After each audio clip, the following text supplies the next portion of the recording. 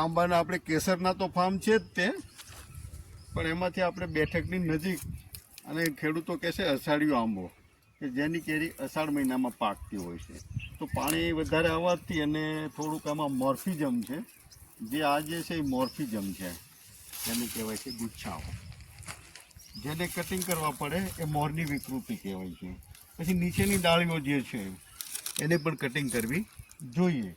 Cutting કરવાનો હેતુ શું છે કે નીચે કામકાજમાં આપણને અનુકૂળ રહે અને હવામાન સૂર્યપ્રકાશ એને યોગ્ય રીતે મળે તો રોગો ઘટી શકે છે.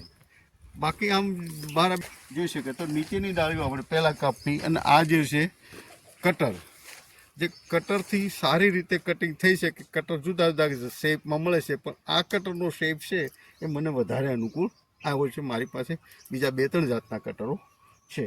તો હવે જોઈએ કે નીચેની ડાળીઓ આપણે કટિંગ કરીએ છીએ.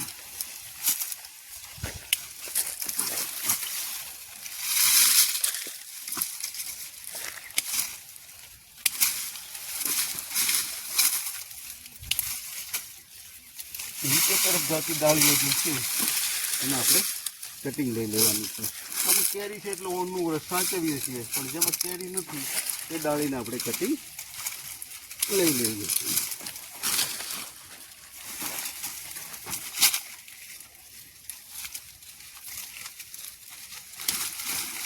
આ કામ જાતે એટલા માટે કરવું પડે છે કે કઈ ડાળી કાપવી એ માણસોને ખ્યાલ હોતો નથી.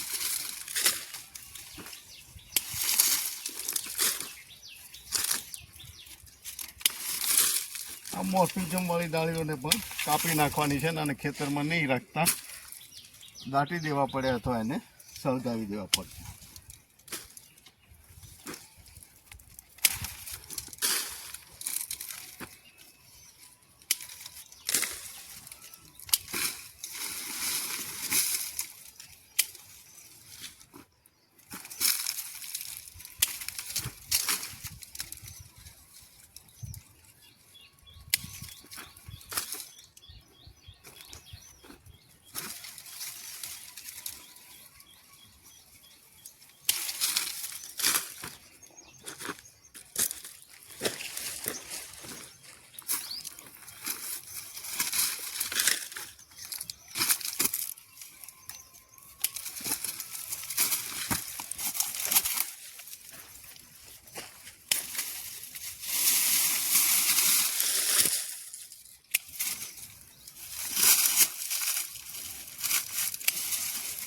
નીચે જેની કેરી ખરાબ થઈ જતી હોય છે, જેનો કોઈ મતલબ નથી. કટરથી ન કાપી શકાય એવી ડાળીને કરવતથી કાપી નાખવાની રહેશે. આ બાજુ જોઈએ.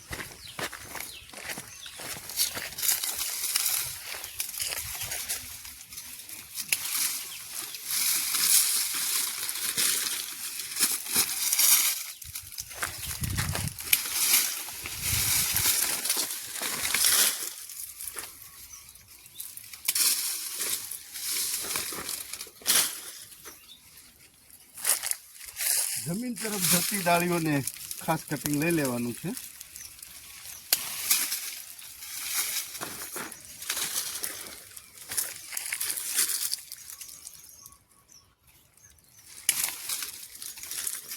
ગાંઠ છે એની ઉપરને બદલે નીચેની કાપવાથી સારું પરિણામ મળે.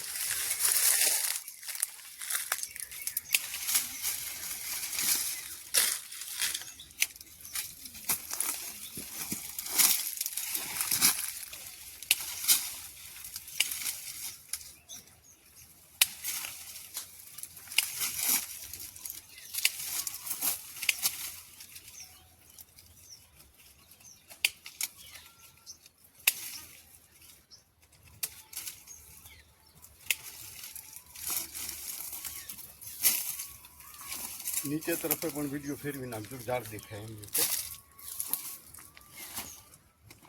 હવે ત્યાર પછી જોઈએ કે વચ્ચેમાં સૂર્યપ્રકાશ મળે એના માટે શું કરવું અને મોર્ફિઝમ વાળી ડાળીઓ કેમ કાપવી. દાખલા તરીકે અહીંયા આ રોગિષ્ટ ડાળી છે એને આપણે કાપી જ નાખવાની છે. રોગિષ્ટ ડાળી મુક્ત આંબો કરી નાખવાનો, પણ વિડીયો લાંબો થાય ને જોવામાં કંટાળો ન આવે એટલા માટે થોડુંક સમજાવી દઈએ છીએ ને બાકીનું કટિંગ પછી કરીશું. હવે સૂર્યપ્રકાશ મળે તો એમ લાગે કે ઝાઝુ બધી ડાળીઓ છે તેમાંથી એકાદ બ્રાન્ચ. પછી આપણે આંબાની ઊંચાઈ બહુ ન વધવા દેવી હોય તો વચ્ચેથી એક ડાળી કટિંગ કરી લ્યો તો પણ આંબો આમ બધી સાઈડ ફેલાશે. સુકાઈ ગયેલી ડાળીઓને પણ કાપી નાખવાની. તો આ વિડીયો મારો તમને કેવો લાગ્યો? તો સારો લાગ્યો હોય તો વિડીયોને લાઈક આપી શેર કરો. આંબાના ખેડૂતો, બગીચાની ખેતી કરતા ખેડૂતો ખાસ જોજો, કારણ કે પ્રુનિંગ એ નવો કન્સેપ્ટ છે. મારી પાસે 8 મહિનાથી લઈ અને 25 વર્ષ સુધીના ઝાડવાઓ છે આંબાના, જેમાં મારે વાવેતર છે જૂનું વાવેતર 30x30, પછી 15-20 વર્ષ પહેલાંનું 15x15, અને છેલ્લું જે મેં વાવેતર કરેલું છે એ 24x20 આંબાનું વાવેતર કરેલું છે. અને મારી પાસે આંબાના અત્યારે આવક આપતા 350 અને બીજા મેં 300 છોડ નવા ચોપ્યા છે, જેમાં ઘણી બધી વેરાયટીઓ પણ ચોપી છે. તો વિડીયોને લાઈક આપો, શેર કરો. અસ્તુ, થેન્ક યુ, આભાર.